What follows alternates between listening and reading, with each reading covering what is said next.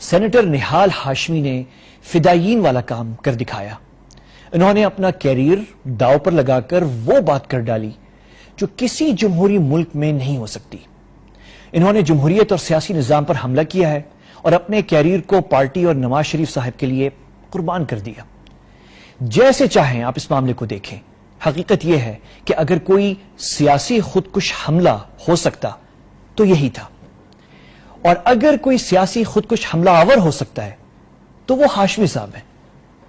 سیاسی وفاداری جو ہے وہ قابل تعریف بات ہے، اس میں کوئی شک نہیں، لیکن نہال ہاشمی صاحب نے سیاسی وفاداری کے نظریے کو اتنا گرا ڈالا کہ اب اس کے بعد بڑے احترام کے ساتھ صرف سیاسی گٹر رہ جاتا ہے۔ ملک کے ریاستی اداروں کے اعلی افسران کو دھمکیاں ہماری جمہوریت میں سنگین خطرے کی علامت ہے۔ جب پولیس نے کراچی میں جرائم پیشہ سیاسی کارکنوں کا خاتمہ شروع کیا تو ہمارے پولیس افسران کو دھمکیاں دی گئیں بالکل اسی طرح، اور پھر ایک ایک کر کے انہیں قتل کیا گیا۔ سابق آرمی چیف کو دھمکی دی گئی کہ تم 3 سال بعد چلے جاؤ گے لیکن ہم باقی رہیں گے، یعنی کہ تم سے ہم بعد میں نمٹیں گے۔ سابق وزیر اعظم کی کرپشن کیس میں تحقیقاتی ادارے کا ایک نوجوان افسر اپنے کمرے سے یہاں اسلام آباد میں اپنے کمرے سے پنکھے سے لٹکا برآمد ہوتا ہے۔ پھر خاتون ماڈل کی غضب اسمگلنگ کیس میں تحقیقاتی ادارے کا افسر ایک حادثے میں مارا جاتا ہے۔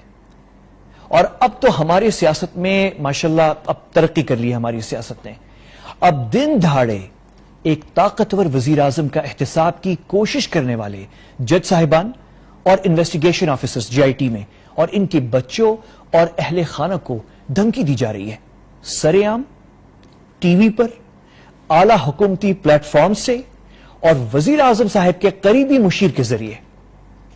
ہر پاکستانی کو سیاسی وفاداریوں سے بالا تر ہو کر اس بات پر فیصلہ کرنا ہوگا۔ اس پر حکومت اور اپوزیشن کی جو روایتی پوائنٹ سکورنگ والی سیاست ملک اور ملت کے لیے بہت بڑی ناانصافی ہوگی اس وقت۔ اب جو سوال ہے وہ بہت سمپل ہے، وہ یہ ہے کہ جن سرکاری افسران کے اہل خانہ اور بچوں کو سنگین نتائج کی دھمکی دی گئی ہے، اب وہ طاقتور وزیر اعظم کے احتساب کا کام کیسے کریں گے؟ کوئی ہے پاکستان میں جو انہیں بچا سکتا ہے، انہیں تحفظ دے سکتا ہے؟ یہ اب پاکستانی سیاسی تاریخ کا اہم ترین سوال بن چکا ہے۔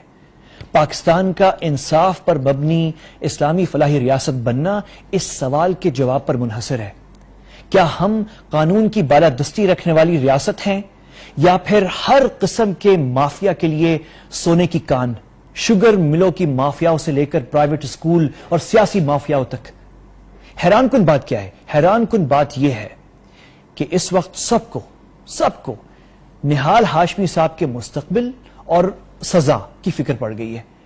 ججز اور GIT کے ممبران سمیت اہل خانہ کی حفاظت کون کرے گا، اس پہ کوئی بات نہیں کر رہا، سیاسی جماعتیں بھی نہیں کر رہی جو اپوزیشن میں ہیں۔ یہ ہمارا آج کا سوال ہے، بہت اہم سوال ہے۔ وقفے کے بعد اس پہ ہم بات کرنے جا رہے ہیں۔ اگر آپ کو میرا یہ بات جو میں نے اس وقت کی ہے، یہ رائے اگر آپ کو پسند آئی ہے تو آپ اسے شیئر کریں۔ یہ موجود ہے نیو نیٹ ورک کے اردو بلاگ کے اوپر جو آپ اسکرین پہ دیکھ رہے ہیں، ہمارے @Q فیس بک پیج کے اوپر بھی موجود ہے۔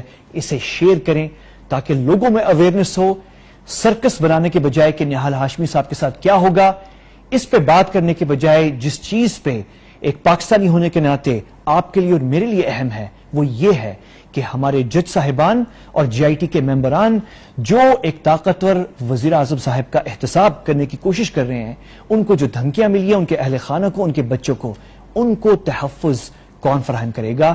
اس سوال کی